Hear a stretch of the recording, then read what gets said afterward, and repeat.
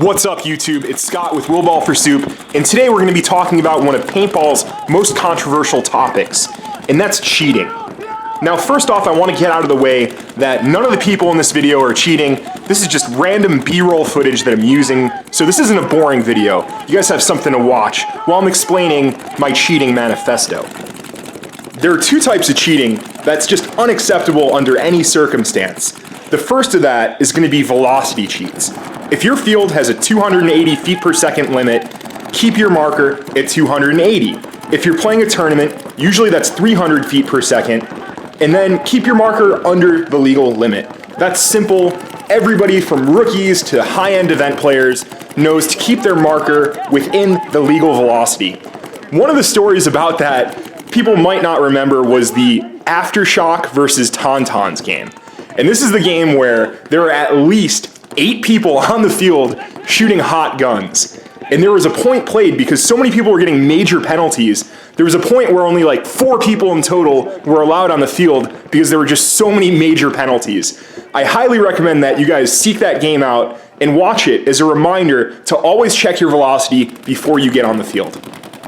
Another type of cheating that's unacceptable is rate of fire cheats. I know it sucks that year after year, it seems like the rate of fire keeps going down.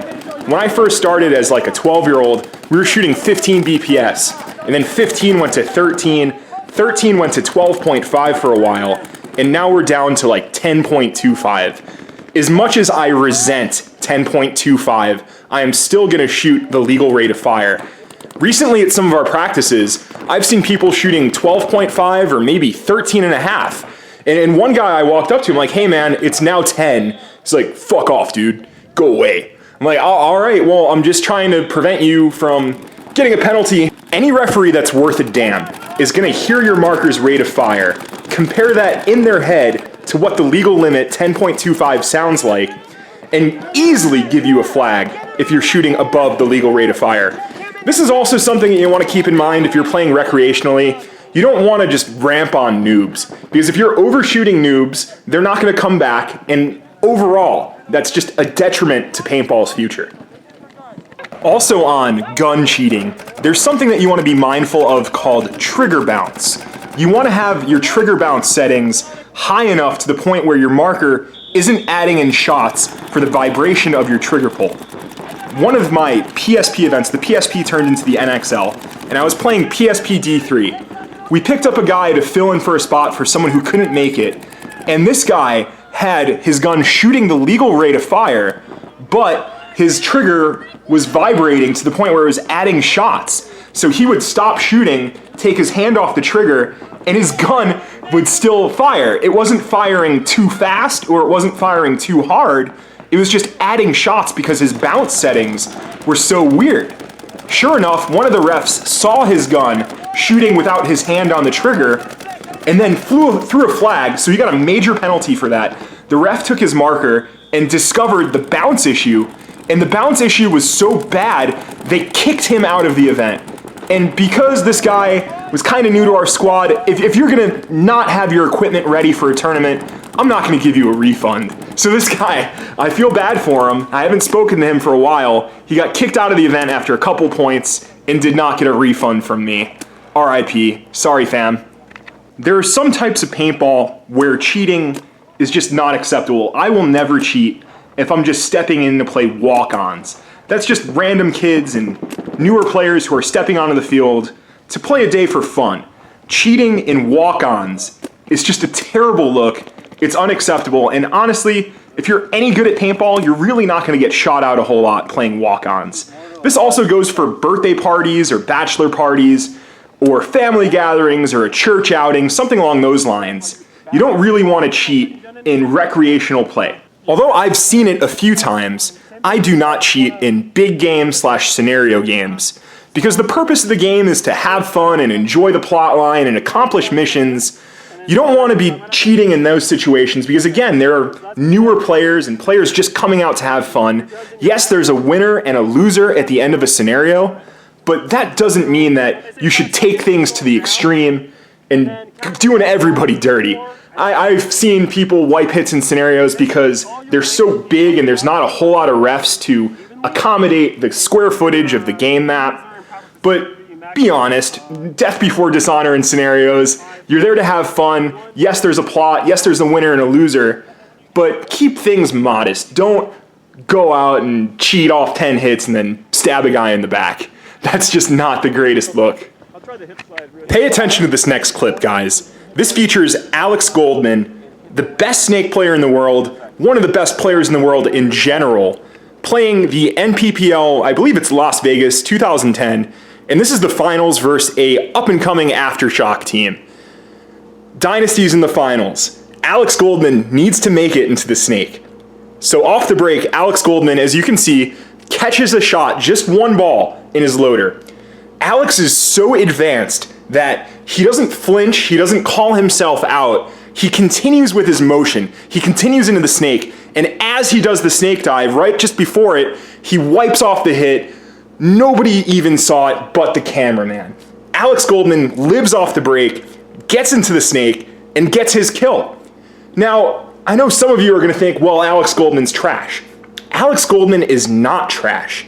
My argument here is that there are some situations at tournaments where cheating is acceptable and cheating is a part of the game. If you could extend your life without getting a flag, I see nothing wrong with what Alex Goldman did. If anything, it makes him even more valuable because he's just so hard to kill. Hopefully things are going to be clean on all sides. Don't be the first one to cheat. But if things are dirty, like things were dirty in that NXL, the Vegas video I put up, just because you see the team that I filmed cheat doesn't mean they're the only team cheating. So if everybody's cheating, then it's okay for you to get a little bit dirty too in practice. But again, not rate of fire cheats, not velocity cheats, but sliding off hits or integrating a wipe into your movements. The best type of cheats are when you're shot, but your body language doesn't show a ref that you've taken the hit. So say you're shot in the stomach. Okay, you're gonna adjust your dive and you're gonna do a Superman style dive to get that dive off. Or you're shot in the thigh. Okay, drop a knee. You're shot in the knee, wipe your knee off. Or you're shot in the leg, tuck your legs into the bunker so the ref can't see the leg hit. Or if you're shot in the arm, you're shot in the forearm. Switch hands, and when you're switching hands, rub that forearm against the bunker. These are the types of cheats and wipes that have become a part of the game. I would say most players who play above or at the D4 level know how to cheat and successfully cheat. We've talked about practice, we've talked about recreational play and scenario games. Now what about tournaments?